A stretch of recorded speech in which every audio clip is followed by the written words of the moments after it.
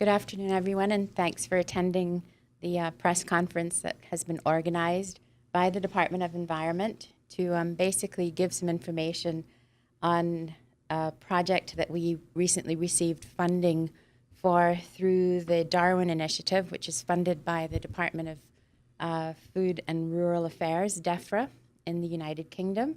The project is entitled Assuring Engagement in Cayman's Enhanced Marine Protected Area System. It is actually a project, a post-project that leads on from the project that we recently completed on establishing an enhanced system of marine protected areas in the Cayman Islands. I'm not going to go into the details of the project. Someone else is going to do that. I would just like to take the opportunity to express our grateful thanks to the Minister of Environment, the Honourable Wayne Panton, for attending the press conference with us, and also to introduce our project team in its entirety. So I'm going to start off on my left, Dr. John Turner, who is the project lead and the Director of Coastal Zone Management at the University of Bangor in Wales. John is going to introduce the project and outline the main aspects of the project and speak specifically on the concession slots aspect of the project. All the way almost to my right is Dr. Bryce Simmons, who's Assistant Professor at Scripps Institution of Oceanography, the University of California in San Diego. Bryce is going to talk about the component of the project that deals with the use of the grouper spawning areas by multiple species, and therefore their importance increased and enhanced importance for protection. Next to him is his partner, Dr. Christy Pattengill-Semmons. She's the Director of Science at the Reef Environmental Education Foundation. And Christy is going to address the aspect of the project that really relates to lionfish and some of the challenges that they have thrown up for us in the management of marine protected areas. In the sort of middle of the group and next to Minister Panton is James Byrne, who is Marine Science Manager at the Nature Conservancy. And they were a partner with us on the original Marine Protected Areas project, and they've carried forward in the project with us on the post-project work. James is going to really put the post-project in sort of a regional context, the work that we're doing here on marine protected areas in Cayman in a regional context for us. So we also have with us other project team members, and starting with Tim Austin, who's the Deputy Director for Research and Assessment at the Department of Environment. Next to him is Croy McCoy, who is the Senior Research Officer in the Marine Resources Unit, and he's taken a lot of the lead on the monitoring and scientific investigations in the project. I'll introduce Laura and then come back to Dr. Harvey. Laura Richardson is the project officer who has been attached to the DOE for the last several years, both during the original project and then for this post-project. So she is actually funded by Bangor University, but she's working at the DOE with us, and she keeps us all in line in terms of our timelines for the project. And then Dr. Guy Harvey is involved in this post-project component in that he has contributed funding to the project, specifically in relation to the acquisition of drifters, which Bryce will speak a little bit more about in detail. I won't attempt to explain to you now what drifters are and why they're important to the project, but Guy, through his foundation, has provided significant funding to help us acquire that those pieces of equipment. So very grateful for that, Guy. Thank you very much. So Minister Panton, without further ado, I'll just ask you to give us a few opening remarks. Sure, thank you very much, Gina. Let me join Gina in welcoming everyone. It's a pleasure to see all of you here. I have to say it's a very distinct pleasure for me to be here supporting the Department of Environment and recognizing their involvement with this project and their Darwin Initiative partners, the Bangor University, the Reef Environmental Education Foundation, and the Nature Conservancy. And Scripps. And Scripps, yes. Let me not leave out one of the important partners. And of course, our purpose here is to inform the country of the ongoing work on marine protected areas in Cayman, specifically, as Gina said, the post-project funding that was recently awarded to them by the UK government. Now, other members of the panel will speak specifically on aims and objectives for the project, and I'm here really just to provide overall support and to indicate the government's continued support for the protection of our fragile environment and our very important, very valuable marine and natural resources. Now, as you are all aware, the government achieved one of its agenda or objectives back in December to pass the National Conservation Law. And I haven't had an opportunity yet to sort of shift gears and re-engage with my colleagues on and brief them really on this marine parks expansion, which began, I guess, early last year in terms of a public consultation. And it's something that I have to engage and I have to brief them, get them involved, and sort of reinitiate the discussion there. I'm sure some will be familiar to some extent with it, but we'll get onto that. And of course, we want to ensure that all of our key stakeholders in the country and the wider public, as far as possible, has an opportunity to have their say, provide their input, have their views taken into consideration. We are trying to achieve some sort of broader consensus within the country on this issue, which obviously, as I said, it ensures the future protection of our marine resources, and that is the backbone of our tourism product. It also is important for our economically and culturally significant fisheries, as well as critical shoreline protection. Now, the research of the Department of Environment shows that whilst our current marine parks are providing some benefits, they are no longer enough to do what needs to be done to counter the growing threats faced by the marine environment. These include things like overfishing, coastal development, invasive species such as lionfish, disease of corals, and other marine organisms, and of course, the impact of climate change. Now, our marine parks, as we said earlier, were put in place almost 28 years ago. Cayman was a very different place then. The population has since doubled. We've had significant physical development, and very significantly, we've also had a quadrupling of the numbers of visitors to our country, all of which really translates to very significant pressures on our marine environment as a whole. And the legal and regulatory framework that existed all that time has served us well, but it isn't sufficient. It needs to be enhanced, it needs to be improved, and we cannot achieve that just having it stay the same. Even the most vocal opponents of the Marine Parks proposal 28 years ago, nearly 28 years ago, will now tell you today that they understand the value that the marine parks have played, and they understand that without those in place, we would not have what we have today. We'd have significantly greater depletion of our fisheries, our coral reefs, and other marine resources would be in far worse condition than they presently are. And all of the evidence over the 28 years, the incredible scientific work that's been carried out, the empirical evidence that's been gathered, clearly indicates that marine parks is the best tool available to actively manage the present threats and impacts on marine resources. And that is what we have to put in place in order to ensure that future generations of Caymanians have and can continue to reap the economic and social and cultural benefits which our marine environment, our valuable marine environment, provides.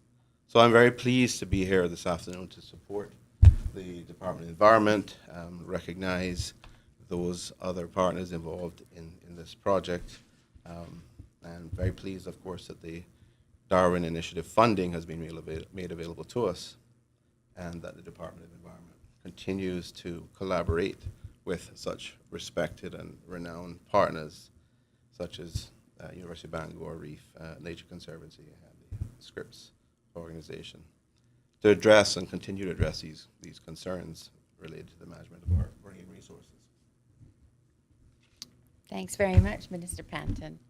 I'm now going to turn over to Dr. Turner, who's going to tell us a little bit more about the project itself, the post-project, put that into context, and expand on the concession slots aspect of the project. Thank you very much, Gina. It's very good to be back in Cayman, despite the weather, which reminds me more of home, although it's a little bit warmer. You will recall that last year we held a second consultation on the plans for enhanced marine protected areas. And that was very important. We put forward various plans in how the marine protected areas might be configured, and we were very interested in the views of Caymanians and visitors to those plans. And what many people told us, and what we learnt from a lot of this consultation, was that an enhanced MPA system would actually be challenged in 4 areas. And we felt that it was very important to undertake further research in these areas to address the interests and concerns of the stakeholders, of the people in Cayman. We put forward the follow-on project to our main project, as Gina said, to the Department of Environment, Food and Rural Affairs, DEFRA, in the UK. And it's DEFRA who fund the Darwin Initiative. And we were very pleased to receive what is called a post-project grant. Now, each year there are some 50 or so Darwin Initiative projects all over the world. And it's very rare for a project to receive an additional grant for further research. And we were actually one of only 3 projects that was considered to benefit from further funding. And I think this demonstrates the strength of the plans for the marine protected areas and the interest from Caymanian people, and the fact that we were very aware of some of the problems that still needed to be addressed.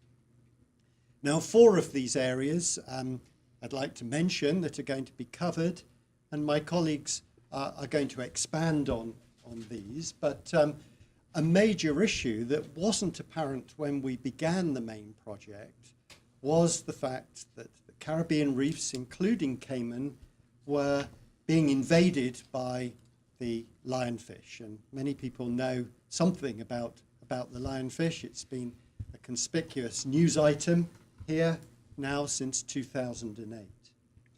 And Cayman has embarked on lionfish culling programs which should mitigate the impact of these lionfish longer term. But of course, we need data to assess whether that is actually the case. And we have concerns that the lionfish may actually be avoiding humans. The human becomes another predator for this fish. So we needed to undertake more research to see whether the culling programs are effective, and to assess whether the fish are avoiding divers or not.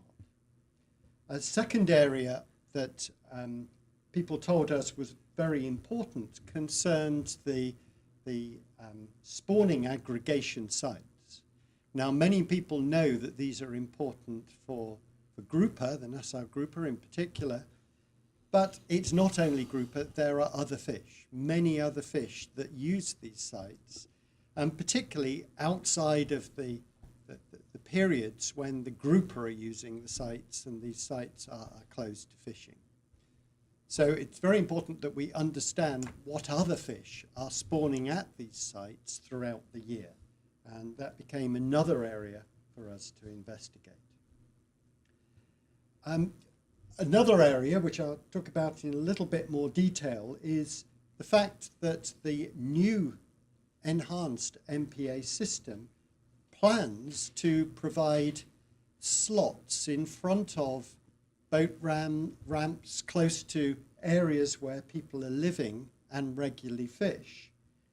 And these slots would perhaps be surrounded by areas that would receive greater protection, that would become marine protected areas. But these slots would be fishable. And these are essentially a concessionary slot that people asked for, which would allow fishing and allow people to benefit from the adjacent marine protected area. Because where you have a marine protected area, there, for the most part, are going to be more fish, larger fish, and some of these fish will move out from the protected area and come into the area where people can fish. And therefore, the idea of these concessionary slots is to allow fisher people to actually benefit from the marine protected area in being able to take some of the fish that overspill or leak out of the marine reserve. These areas are planned for in the proposals that we've put forward, but of course we need to know more about how sustainable these are, and we're very interested in what fish people will expect to be able to fish from this area. And we would like to know what people are fishing now in the localities, and we would like to see how that might be enhanced by the marine reserves around these concessionary slots. So some of that work will be progressing this coming summer. Some of it already has begun by DOE. And the final area of the project concerns the fact that we are enhancing the marine protected area in the new plans. And of course, this requires some method of greater enforcement. And we have some quite innovative ideas on how this can progress. And I think this is a particularly exciting part of the project that Gina later on is going to talk about. So I think that gives an overview of the project, which will be continuing until September of 2014. And the team here is looking forward to coming to Cayman to work with DOE in the areas I've outlined to try and provide more feedback to people who are interested in the marine protected areas. Thanks very much, John. So turning over now to Bryce, who's going to talk about the use of the grouper spawning areas by multiple species and why that's important. Great. Well, good afternoon. Since 2002, so over a decade now, the Cayman Islands Department of the Environment and the Reef Environmental Education Foundation have been running a joint research project called Grouper Moon. Grouper Moon was originally established after the west end spawning aggregation of Nassau grouper was originally discovered in 2002 and was subsequently rapidly depleted over a couple of years. Shortly thereafter, in 2003, the Cayman Islands Marine Conservation Board issued no-take protections for all spawning sites of Nassau grouper around the Cayman Islands, and shortly thereafter our project shifted towards documenting the response of Nassau grouper as a population to those protections. And part of doing that, we were going out visiting the spawning site each winter, usually in January and February, sometimes into March, and documenting the number and size of fish that showed up. But what we discovered in short order was that it wasn't just Nassau grouper that were using these spawning sites, but in fact, many, many different species were visiting that spawning site exclusively in order to reproduce. And since this project has begun, we've documented over 20 different species of reef fish that visit the spawning sites in order to reproduce. Many of those only reproduce at that spawning site and nowhere else. So it's very clear that that spawning site is very important. The spawning sites around the Cayman Islands in general are very important to the local reproduction of marine fisheries. What we don't know currently is whether or not there are species of fish outside of the winter spawning months when Nassau grouper are there that are also spawning. So part of the post project is aimed at documenting what goes on in terms of spawning at those spawning sites year round, so we can get a better understanding of all of the species that are using those spawning sites. The question is, why are those species going to those sites in order to reproduce? So part of the project has been using drifters, as Gina mentioned, and Guy Harvey has been gracious enough to fund additional drifter work as part of this additional post-research project. Drifters are effectively pieces of electronic equipment that we can drop in the water where the fish is spawned, and they track the water movement so that we are literally tracking where the larvae of the fish, the larvae that the fish have spawned, where that larvae goes in an oceanographic context, in a regional context. What we found in using these drifters, looking at just Nassau grouper, is that Nassau grouper tend to spawn at times of the year and at specific days of the month that end up keeping their larvae close to home. So whatever the mechanism is, they're tending to spawn on nights when larvae stay close to home, suggesting that these fish are producing the new baby fish that are showing up on Caymanian reefs. They're responsible for new recruitment, new individuals that show up. That's inherently going to also be the case for all of those individuals that are also spawning during the same times as Nassau grouper. What we're interested in doing with drifters in this project is releasing them throughout the year during the spawning periods in order to see whether or not that pattern holds.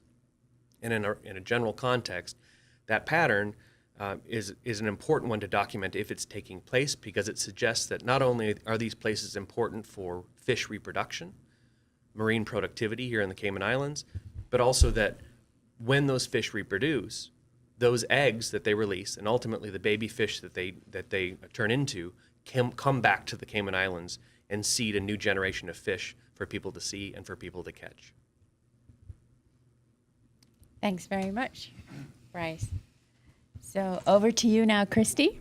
Say a few words about the lionfish component. Well, I think, as Gina said at the beginning, lionfish is an issue that everyone has become acutely aware of throughout the Caribbean.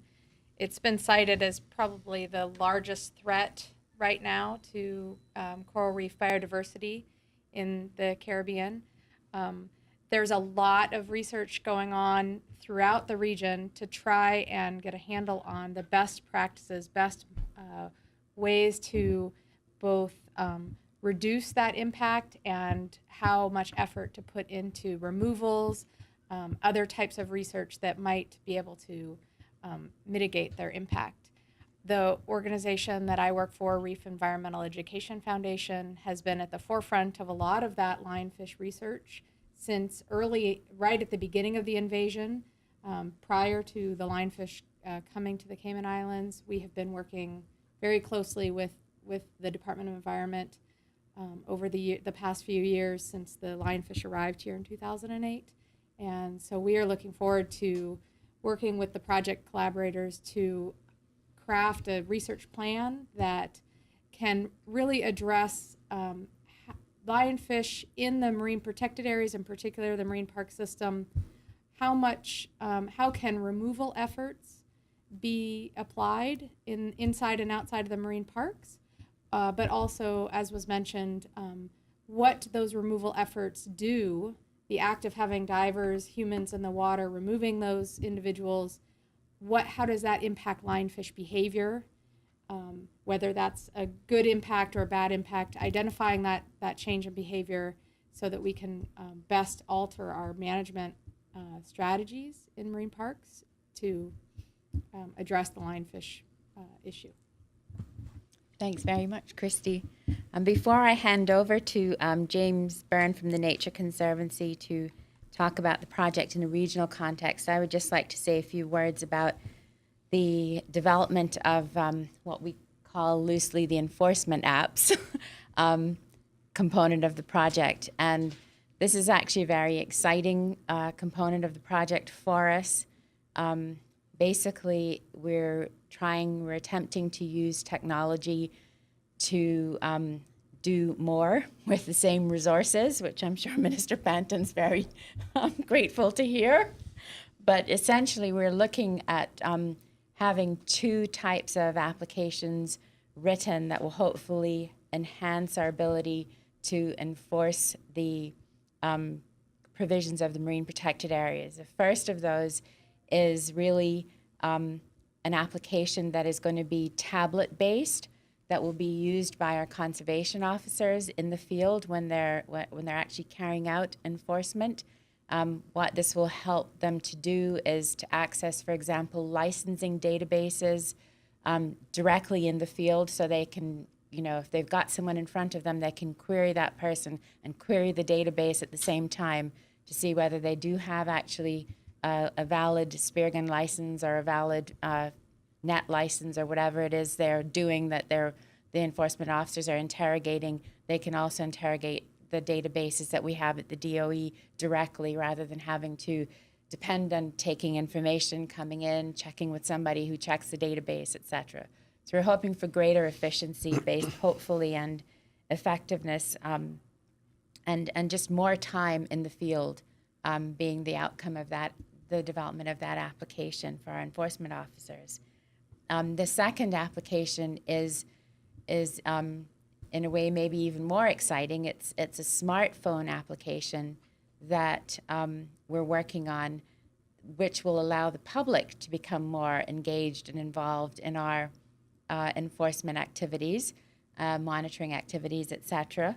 And what we hope to be able to do is to afford the public the opportunity to input information that will get directly uploaded to a DOE officer or to a DOE database or whatever it is they're going to happen to put the information in for, because we're also going to use it for monitoring, enhancing our monitoring, sightings of rare species, et cetera, but also enforcement. And that's very exciting for us, because I think a lot of people would probably call in and report more often if they could do it immediately, if they didn't have to bother actually giving a name. It sort of removes them a little bit from the actual reporting process. So the code for these applications is currently being written at Bangor University by a colleague of Dr. Turner's, and I think that actually he's almost finished doing that, and we're sort of getting ready to identify the tablets that we will be acquiring as part of the project for the conservation officers. And we're very excited and very hopeful that we'll be able to launch the public app later this year, hopefully before the project ends in September. So that's really all I'm going to say about that, and turn over now to James to wrap it all up for us.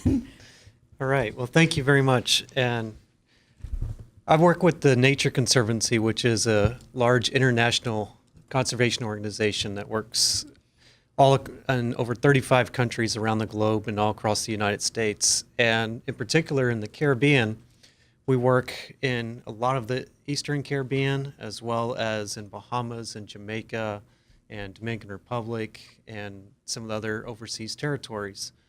One of the things that I've seen working across there are these challenges that the marine environment is facing. And the Cayman Islands has always stood out as being this innovator. And 28 years ago, passing their MPA system was a great accomplishment and really showed leadership in the Caribbean. They're also showing leadership again in adaptively managing their resources, realizing that while that got us where we are today, with the new challenges we're facing, we need more, and we need to do new things and look at new challenges. And that's what these projects really represent, is that opportunity to move forward and adaptively manage it. Cayman Islands are not alone facing these challenges in the Caribbean. A lot of the other countries are facing very similar ones, and some of them haven't gone as far as even to where Cayman has gotten to today. But several of the countries have come together. About 8 countries across the Caribbean have come together and formed what's called the Caribbean Challenge Initiative.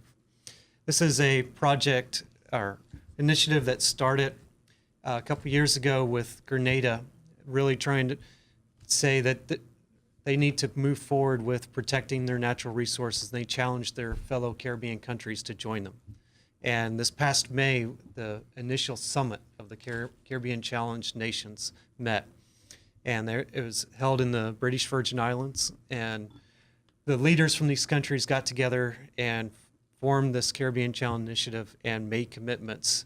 And the commitments that they made during the summit followed three main areas. One was looking at sharks and rays, and that they are important species throughout the Caribbean and are being overexploited. And all these countries made commitments to advance protection of those species.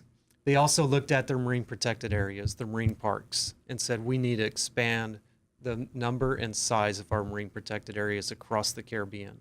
They all have made commitments to do that. Some of them have declared some new ones in the last couple of years and are working towards moving forward with creating more. And then the third main theme that came out of it was looking at renewable energy, realizing that the Caribbean countries need to move off fossil fuels and look for alternative energies that they can move forward to. Another part of it was announced at that summit, which is also very exciting. It's called the Defend Paradise campaign. And it's actually, Guy Harvey's one of the partners on that. And this is looking at the consumers, getting consumers, both tourists as well as locals across the region that come into it, a opportunity to have some products that they can purchase that proceeds will go back to these Caribbean countries to help them move forward with these initiatives. Something that's very exciting is just getting launched now, and we're looking forward to that. And looking forward to see how we can get Cayman Islands brought into more of these international initiatives. You're right there. If you look at the things we talked about, those are the same issues, the same projects we're doing here. And once again, get Cayman pulled into the fold and get them up into that leadership perspective.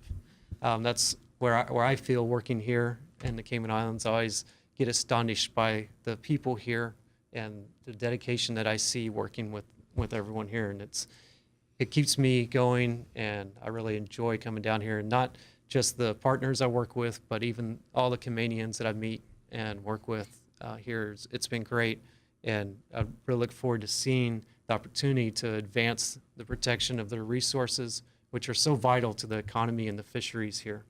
And with that, I want to thank everyone and turn it back to Gina to wrap up. Thanks very much. So that's essentially our post-project, the explanation of that. Obviously, the end point of this post-project will be an effective marine park system that allows the public to interact with us in protecting our biodiversity, our marine resources, and allows sustainable use of our resources on into the future, as Minister Panton said. Obviously, our ability to do that as a Department of Environment is greatly enhanced by additional information, which we hope to get as part of this project. And we obviously are going to also include in that a lot of public engagement, a lot of public outreach. As Minister Panton said earlier, we have to make sure that in all of the work that we're trying to do here, that we bring the public at large along with us, and that there's a clear understanding of the aims and objectives of what we're trying to achieve. So thank you very much for attending. We're going to, that concludes the sort of formal part of our presentation, but we will be open to questions from you now. Can I just ask the Minister, first of all, it's been determined then that there will be an expansion of marine parks. This is just to finesse the detail of how that happens? Well, I can't tell you that there will definitely be, but it's something that we are going to engage in.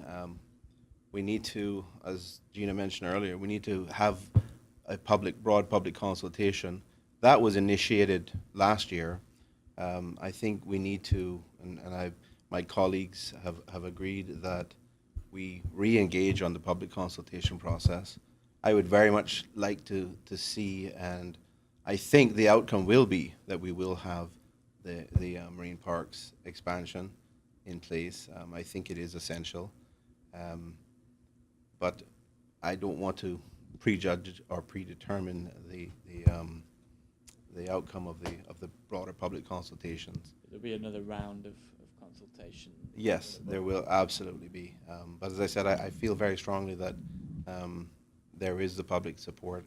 I feel strongly that there is the government support, but we have to go through the public consultation process. I think it is important for any number of reasons, one of which is the more ownership we have from the public in this process and the creation of these new parks, the less enforcement issues we're going to have, the more assistance we will have from the public in enforcement measures.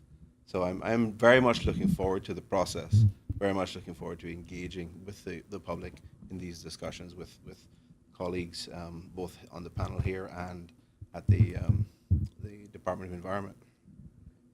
And I don't know, Gina, if you're able to explain a little bit more about the smartphone app and what will you be expecting people to report via that, and how it would actually work? Okay, well, I'll try my best, but if there's detailed information, Laura has actually been doing a lot of the liaison work between Bangor and Department of Environment staff. But essentially, James, what we're hoping to be able to do is allow people who are out in their boats or, driving around and see something going on that they want to report in to a DOE point, who will then be able to pick up that report and act on it quickly. Hopefully because they've got their app on their tablets running. So the whole idea is just to increase the effectiveness and the efficiency of the reporting of infractions. But my understanding is that we're also going to see if we can build some additional capacity into that app to also involve people in some of the monitoring that we do. So, for example, sightings of whales, dolphins, etc. We have now currently a database that we feed into through Facebook, for example. So we would want to expand that out into the smartphone app and allow people to have access to report sightings from time to time, and so forth. So Laura, I don't know if there's anything else you want to mention. No, that's pretty much it. We've found that a lot of the public is really engaged with our Facebook page, and they tell us about sightings of turtles and sharks and rays and what have you. So it's really just another avenue for people to do that. Whether that's reporting a missing mooring that our operations department need to replace, or as Gina said, whether it's an enforcement issue, or whether there's a nesting turtle, or whether they've just caught 5 lionfish off a particular site.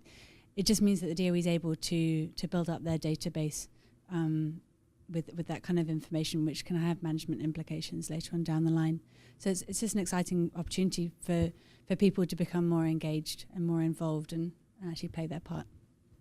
Yes, the app will have some useful applications, such as, for instance, if the GPS component of the phone is enabled, you'll be able to see where you are in relation to the various zones of the marine protected areas. And it would also indicate what are the rules, constraints, and so on within those zones. So the idea is to help people on boats out on the shelf of Cayman know where they are and what they can actually do, what is permitted and what isn't in that area. You could, for example, check if you were in a marine protected zone if you weren't even aware of that. And That's Yes. right. Go grab some It will coffee help tonight. people Exactly. be sure, because obviously sometimes it's quite difficult to see where the boundaries of an MPA are. So this can help. Dr. Turner, will it also avoid or help avoid boats running aground in sensitive areas? Well, it might well, yes. I'm only joking. Yes. Just one more question from me, sorry, Wendy. The lionfish research, I don't know if is that going to be focusing specifically on the impact that divers or cullers have had on lionfish behavior, or will it also take into account the behavior of other fish like the snappers and the eel, sharks, even whether the culler's behavior is impacted other species as well. We're still working out the fine details of the protocol, but yes, those types of influences, the influences of the other species, the changes in behavior of the lionfish, which has also resulted, the culling behavior of divers has resulted, as everyone knows, in changes of predators, other predators as well. We're also looking to do a general assessment, a follow-up assessment of density around the islands to an assessment that was done several years ago, right after the initial invasion, to understand, because there's been a lot of culling going on and removal efforts to get a handle on what the current state of the lionfish population is in the 3 islands, and how best to put our culling and management efforts, the limited amount of effort, field time, and resources that are available, how is that best spent into the future to help keep the lionfish populations down to a sustainable, minimal level to minimize impact on the ecosystem as best as we can.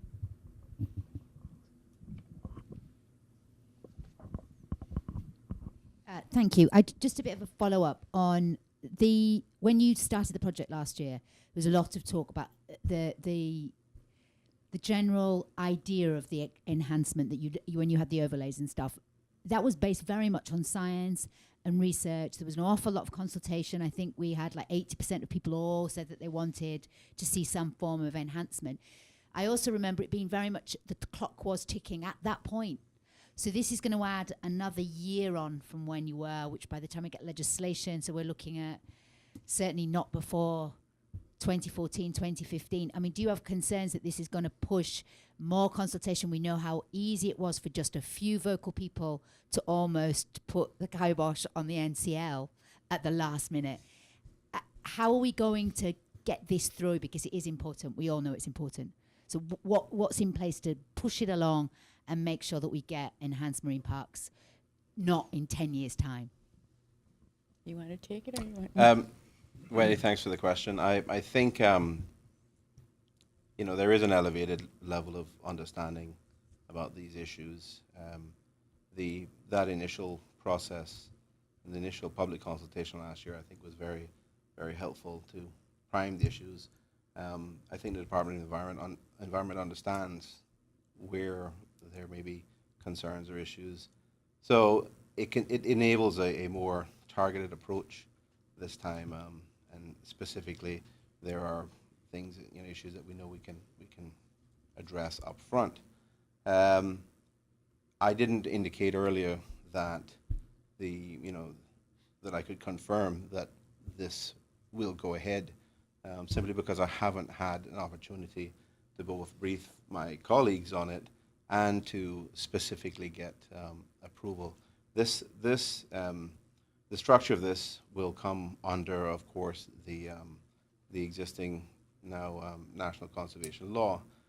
It will be in the form of regulations, so we don't have to go to the Legislative Assembly to do that. That, of course, is accomplished through Cabinet.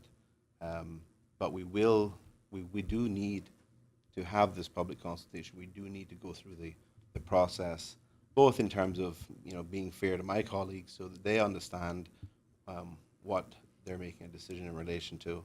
They're able to interact with constituents who may have concerns, and to bring the constituents along, to bring the people of the country along, so that they understand, acknowledge, and they take ownership of this enhanced park proposal. I think the fact that we did it 28 years ago almost, and it is undeniable the benefits it has provided for the country, I think is a very solid foundation upon which we can build and put in place this new enhanced structure. So I'm very optimistic, let's say, that it is something we can accomplish in a relatively short period of time, but we do have to go through the public consultation process.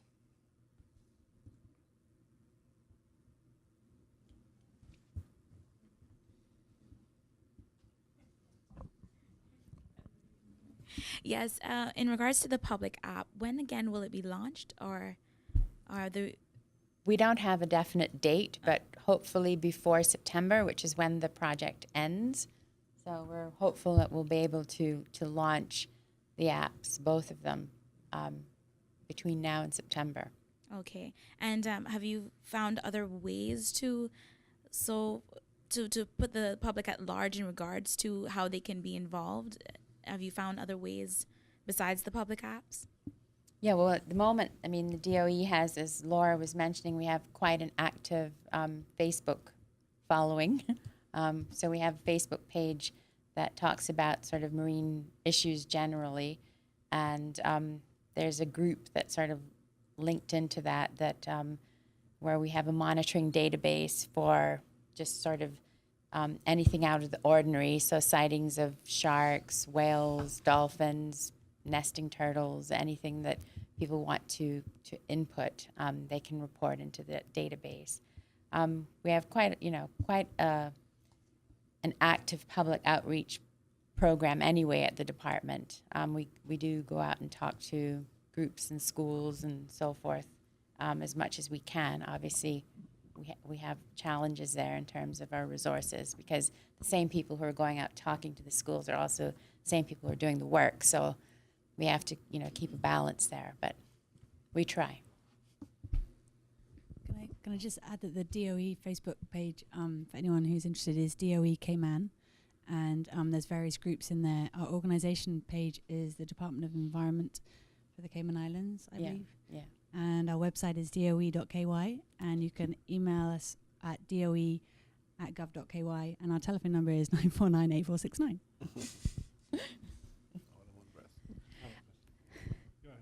Sorry, it's sort of slightly off topic, but not terribly. It's about the Darwin funding. The Environmental Committee, the UK Environmental Committee on Sustainability, when they did the review of the Cayman Islands and brought a lot of things to attention. Obviously, a lot of that's been resolved by the fact that we got the NTL. But the one thing they pointed to was they talked about the Darwin funding that we receive, and then they talked about the $40 million that we're sitting on, that we're not spending on the environment, and we are still, I think, using it as part of our top-up to keep us from in the public management and finance law rules, I believe. So has there been, I know this is a new report, but has there been any discussions about, are there concerns that the Darwin plug may get pulled after all, because it's been very generous to us, and whether we can start spending that 40 million? Mr. Panton. Well, I think probably half the question should probably be answered by Ms. Gina. I don't know whether there's any threat in terms of pulling any of the Darwin funding as a result of that particular perspective. But in terms of the Environmental Protection Fund, that is something which is controlled through the Finance Committee of the Legislative Assembly. So what it requires is, and it has been used in the past a number of times for small allocations of funding for various things. I can't tell you offhand or give you examples offhand because I just simply wasn't around, and I haven't briefed myself on the specifics. But certainly going forward, we will be looking at appropriate uses for of funding from the Environmental Protection Fund, and that will be something that I think you can anticipate seeing on agenda items in respect of disbursements and allocations.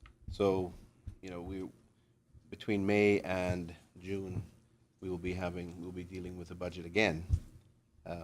So you will undoubtedly see some proposals in respect of utilization of amounts from the Environmental Protection Fund.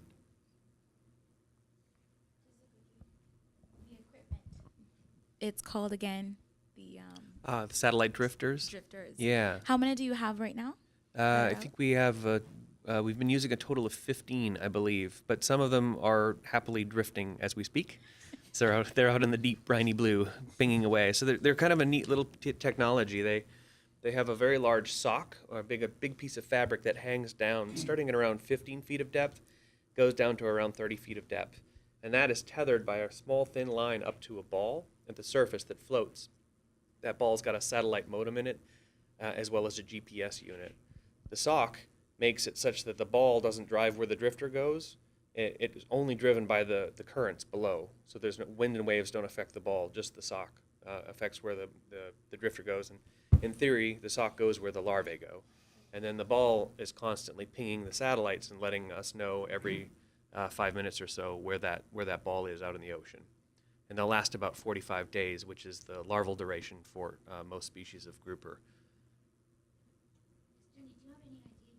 Like, just sorry, other fish that you have spotted there that you're sure are spawning? Do we Can you know give that us they're spawning? Yeah, can you give us some species that you know for sure besides grouper? Sure. Okay, so again, Nassau grouper, they're the big show, right? So on the west end of Little Cayman, there's during nights of peak spawning in the winter months, there may be over 4,000 individuals there at any given time. But they're not the only ones that are there. In terms of other grouper species, there's red hind. There's also yellowfin grouper. We see yellowmouth grouper from time to time. And we see large black grouper out there, all of which are in spawning coloration, many of which we've seen spawn and release gametes. But in addition to that, we have a lot of jack species that are out there as well. So horse-eyed jacks are probably the most abundant. We were just over in Little Cayman on the West End spawning site last night, and there was probably 2,000 to 3,000 horse-eyed jacks there spawning, which is quite a show. They form basically a cyclone of spinning, spawning fish. Other species that spawn out there, we get scad, which are more bait fish. And we also think they're out there actually feeding on the eggs as well. So you've got a lot of ecology going on all at once. It's really, just a truly amazing experience to see all of the life that's going on out there when peak spawning is happening.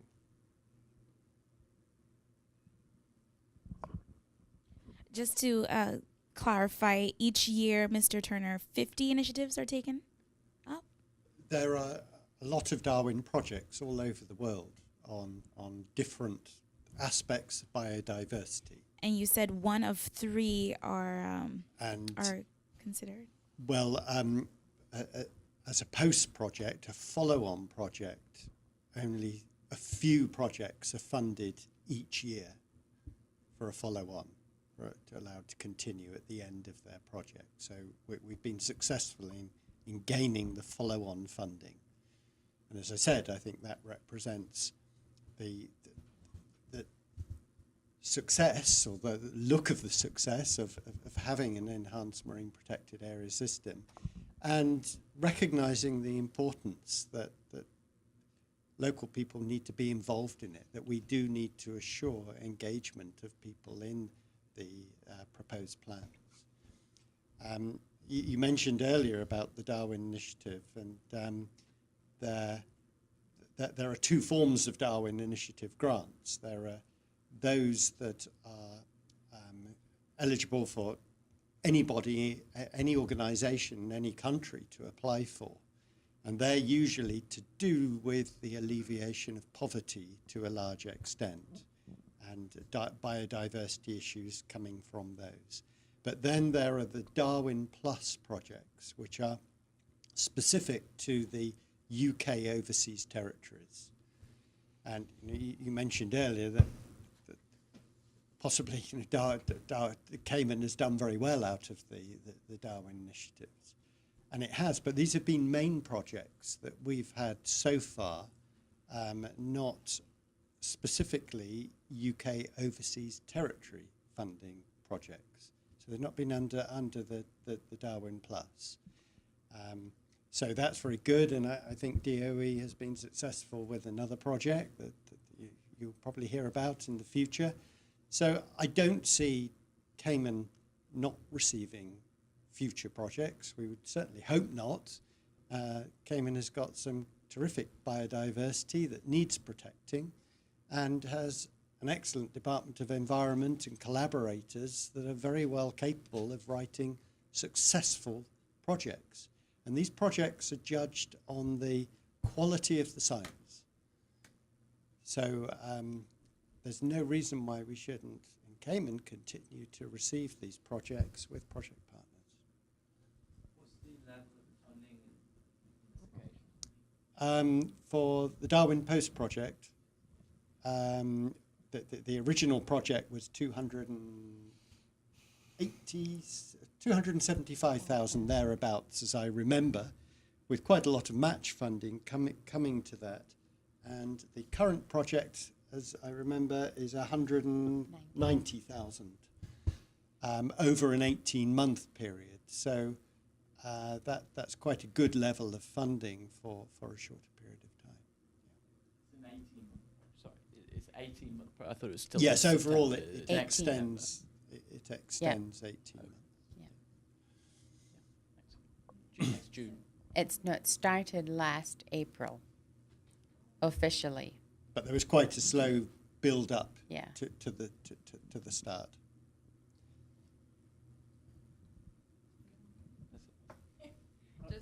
Just one quick one. Oh, wow. Great minds think alike. Mr. Harvey, this is my question to you. You obviously such a significant contribution to this initiative, and I do want to thank you publicly. Why, if you can, just let us know how pleased are you to be a part of this initiative? I'm very pleased. It's one of 6 different initiatives that my foundation is currently involved in here in the Cayman Islands. So we're delighted to be part of it, and hopefully we'll be a part of it in the future. On that note, I want to add the reason why we're participating. The press needs to appreciate that the the value of the work that the Department of Environment has done over the last 28 years, and without that historical data, without the background science, none of what is happening today would be possible. It's the same with the Grouper Moon study that Bryce and Christy and the gang have done for the last 12 years. It has shown the benefit of long-term research efforts here. And without the stable platform of a dependable Department of Environment, none of this would be possible. So you can thank the government and the department for all this background work, the basic information, the background work that they've done that has brought us to this point. It's the same situation with the Stingray studies that we started in 2002, that without that historical data, we wouldn't be able to track trends that we have seen and take the action that the government has been able to take. So kudos to them, and all the more reason for marine park expansion, because it's the right thing to do in the face of all the different pressures that have been put on this very tiny spot in the ocean, which it is compared to our neighbors. James alluded to that. We're well ahead of the game because we have a lot better control over what's going on here. And the marine park system, the proposed systems, are not an anti-fishing lobby. You have to understand that.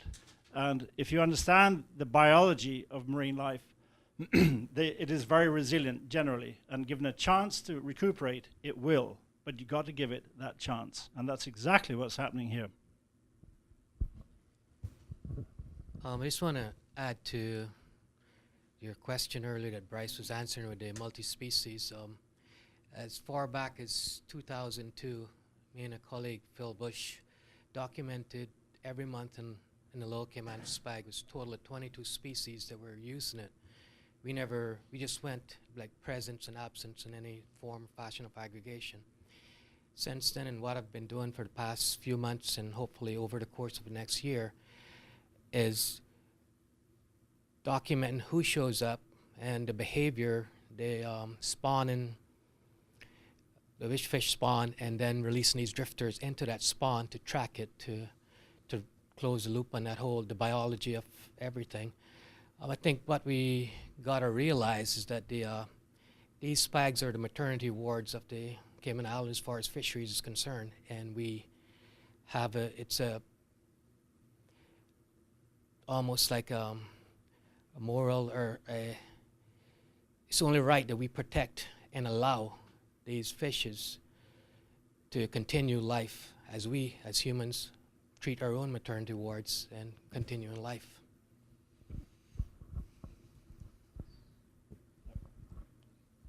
I have one question for the Minister on the subject of red lionfish.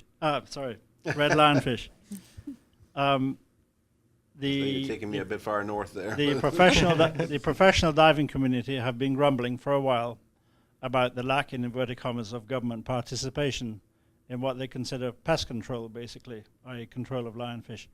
Do you have any plans, or are there any plans in the future to have a formal government activity that involves culling, other than what incidental culling takes place by DOE and private people?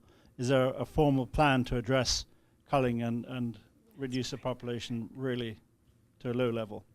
I have to, yeah, I have to say that I haven't been directly involved in any discussions in terms of a plan, but certainly my understanding is that is part of the work of the DOE is to assess what sort of programs would work, and no doubt they will be approaching me to seek support for any of the proposals that they have. Obviously, these things we have to assess what is most likely to be most effective in keeping the numbers under control. It's not likely that we'll ever get to a point where we eradicate the pests at all. So I'm very much open to proposals on it, but I have a lot of trust and confidence in the team at the Department of Environment, and I fully endorse the comments you made earlier in supporting them and reflecting the value that they have provided to the country over the years. I think they do an amazing job, and what we have here is an amazing resource to me. It's an amazingly valuable asset. We look at National Geographic videos of the Galapagos, for example, and we think, well, that's a long ways away, and isn't that great, and that's amazing, and whatnot. We have that here as well.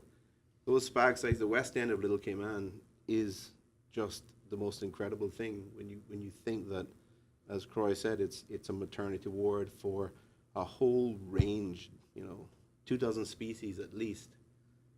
So it's so incredibly valuable. And I do agree that there is an imperative, we have an obligation to protect and maintain these resources, obviously while trying to get to a point where we have sustainable use.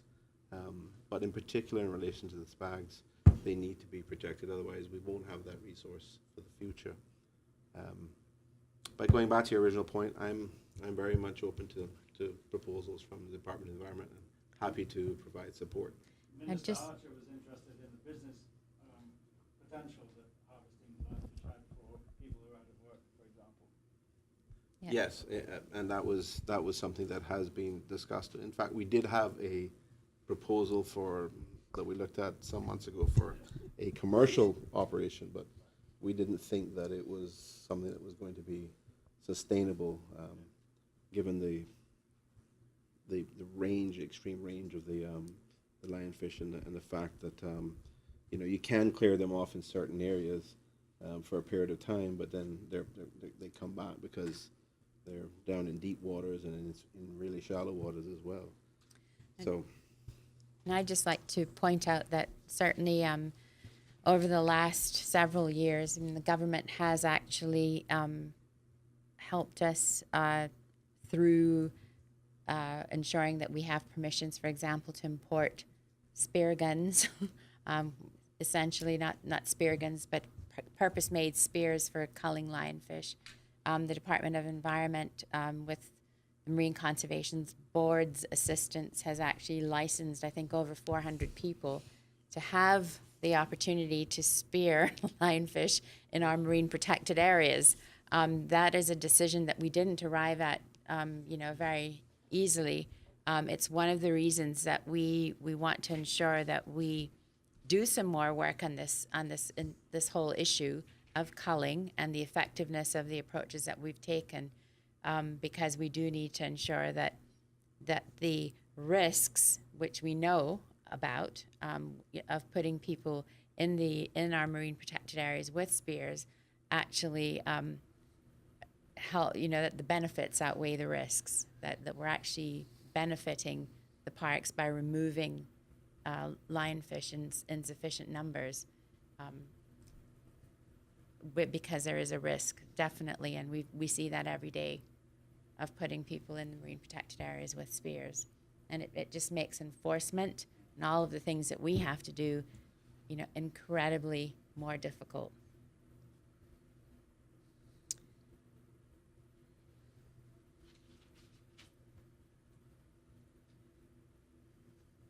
No more questions? Well, thank you all very much for coming. And of course, if you think of anything else that you wish you'd asked and didn't, please email us. You know how to get in touch with us. Thanks very much. Thank you. Have a good afternoon. Thank you.